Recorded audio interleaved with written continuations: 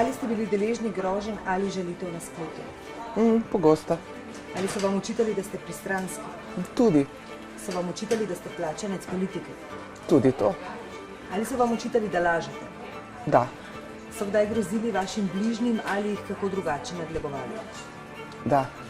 So vam kdaj skušali preprečiti objavo prispevka, vas prepričevali, da česa ne objavite? Včasih so silo. So vas kadarkoli s čimerkoli skušali podkupiti, odvrniti od poročanja? Tudi to. So vam grozili s tožbo? Tožijo me.